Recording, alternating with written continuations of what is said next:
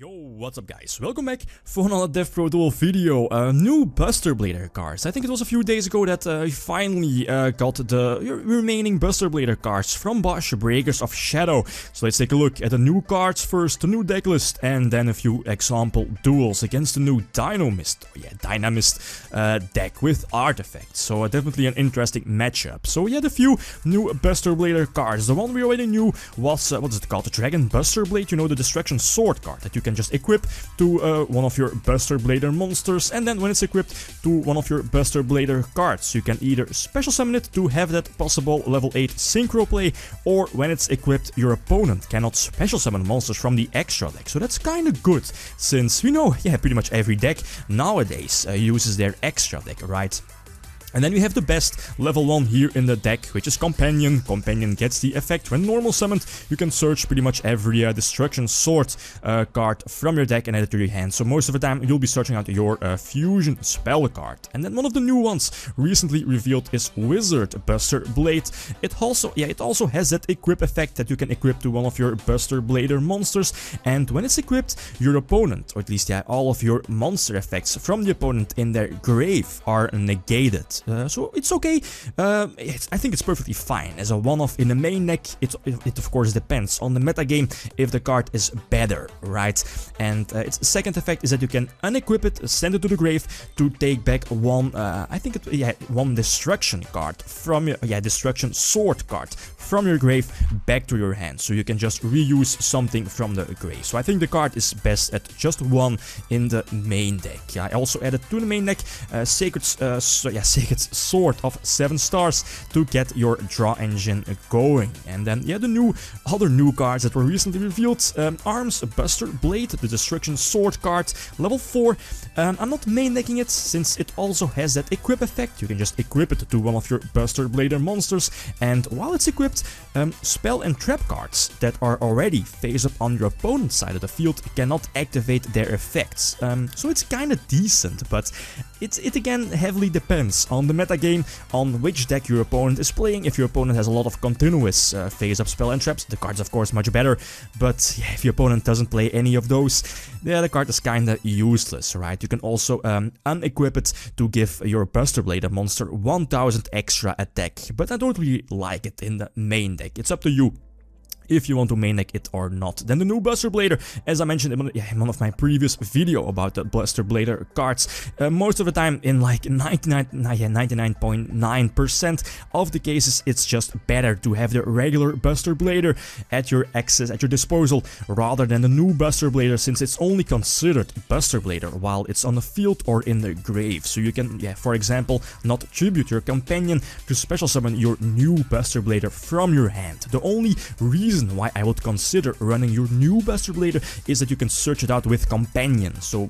possibly to search out Buster Blader if you don't draw into it with either, of course, drawing into Buster Blader or searching out with Emblem. Then the last card, two new cards. Also the spell card kinda acts like a DD Crow, but again, heavily depends on your opponent. If your opponent plays a deck that's heavily reliant on the graveyard, the card is of course much better, but I don't really think it needs to be main decked just now. And the last card is an interesting card. You probably already have seen it. The card is called Destruction Sword Flash. Of course, you can only activate it, your trap card. It's just a regular trap card if you control a face-up fusion monster that needs a Buster Blader. So most of the time, it's your Buster Blader fusion card here. And if you activate it, your opponent's monster, all of your opponent's monsters will get banished. So of course, the effect is very good. Although that restriction that you need to have a fusion monster with Buster Blader on the field, it's not easy, since you know the Buster Blader fusion monster does not have a built-in protection effect. It's hard to keep it on board. Although that new trap card also has an extra effect that when it's in your grave, you can banish it to negate something that exactly targets one monster. So one Buster Blader on your side of the field, you can just banish your trap and negate the effect. So let's say something like, you know, Snatch Steal. Snatch Steal is banned, but something like Dimensional Prison, you attack, your opponent has Dimensional Prison, you can just banish your Sword Flash from the grave to negate the effect and destroy the cards. But it only negates cards that exactly target your Buster Blader monsters. So it does not negate Raigeki, Dark Hole, Torrential Tribute, Mirror Force, Excite Knight, Trigger, and so on. So that's why I don't really like it in the main deck. I prefer other cards over it, like Solemn Warning, for example, or Traptrix Time Attrapple, since those cards do prevent me from monster effects, like, for example, Exiton, which is a huge threat for the deck. Trigger, same. Few examples, and yeah, it's just, I think those cards, those generic cards, are a bit better than Destruction Swordflesh. Yeah, if you already have seen the few Buster Blader decklists from the OCG, it's not really a too popular card. The few lists are only running one Destruction Swordflesh in the main deck, so it's up to you if you want to main deck it or not. So anyway, let's hop into the first game. Alright, the first duel. I think, my opponent, no, I think, yeah, I get to start. So normal summon Companion. Companion can search my fusion spell card, immediately Pendulum Call, discarding, I think, the Buster Blader. Set up my Pendulum skill thanks to Pendulum Call. Synchro summon for that Buster Dragon Reborn Buster Blader, and set both the Traptrix Trapple and that fusion spell card. My opponent is playing with the new Dino/Dynamist deck.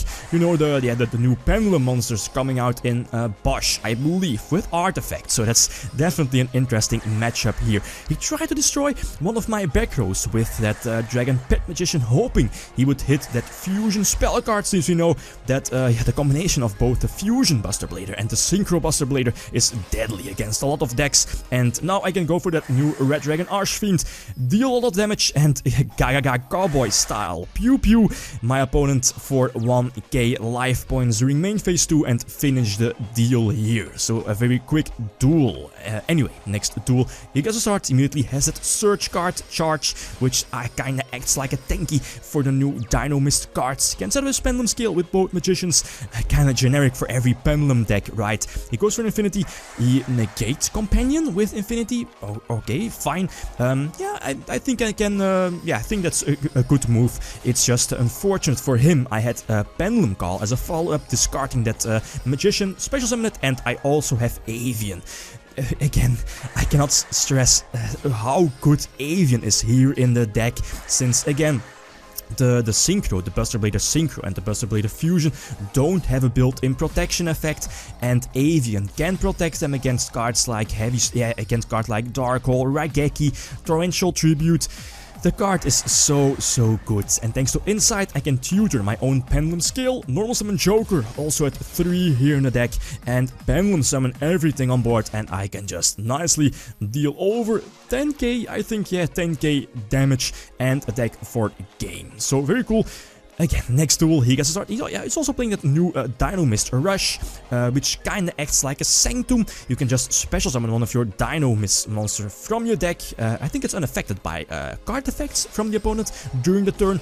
Or at least, yeah, from both players during the turn, but it's, yeah, destroyed during your own end phase. But yeah, it's of course very good to just possibly open more rank 5 Exceed plays, and the new Dynamist monsters can OTK very easily with Rex. Yeah, the card's still glitched a bit. Nice combination here. You can just tribute one of your own Dynamist monsters with Rex. Rex can either attack 1 extra time or send one of your opponent's cards from his side of the field or from his hand back to the deck. And if you have that continuous Dynamist monster on your Dynamist trap or yeah, spell, which I want to say, you can just get back that monster you just tributed with Rex. So that's okay, kinda good. Anyway, next duel. Yeah, I eventually decided to keep that Magician, that level 1 Tuner Magician in my grave. I don't want to, yeah, special summon too much on my side of the field, just for cards like Raigeki, Dark Hole. You don't want to overextend, right? And I was right. Of course, they always have Raigeki, and he has that nice combination with Beagle Tech, with Caduceus and Moral Tech. And I eventually decided to warning his Caduceus, prevent him from drawing 1 card, but there were, yeah, I had no way to, yeah, possibly stop that Moral Tech from popping my own monster, my own Buster Blader. And the deck, the Dinomist deck, can easily OTK with Shark Fortress, or yeah, with their own Dynamist monster. So GG, I guess.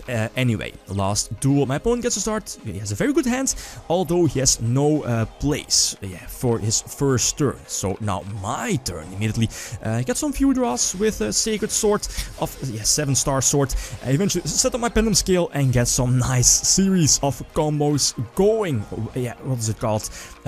Search out my level 1. Where are those? Yeah, that's the name. I tried to attack for game. Maybe his back row was a bluff, but it was at Rush, so we can special summon that Dinomist monster from his deck. It's destroyed and set face up to the extra deck, so we can get it back with that Dinomist face up spell card. And eventually, I realized my quote-unquote mistake that I could have ended the game if I had attacked or used my Synchro Summon. The Magician, if I used the Magician for the Synchro Summon and not Companion. Companion has 400 attack, so my opponent would have been left with 1700 attack, so I would have been able to finish the game with that Red Dragon Archfiend's burn effect. But eventually I can go for that new Dark Magician of Chaos Synchro, that Paladin card. That's also very excellent, very good to immediately reuse one of your spells in the grave. But this setup of Stardust Spark, the Avian again, Avian very much MVP here. It's just too good. So this was it. Guys, if you have any suggestions for the build, you can always leave that down below. So again, if you want to play that Buster Blader trap card, you can always main deck it once. I think one is fine in the deck, but I'm not a huge fan of it. I prefer other cards. But again, if you have any opinions about the build, you can always leave that down below. Guys, that's it. Thanks for watching and feel free to leave a comment or a like if you enjoyed the video. Lithium signing out. Peace.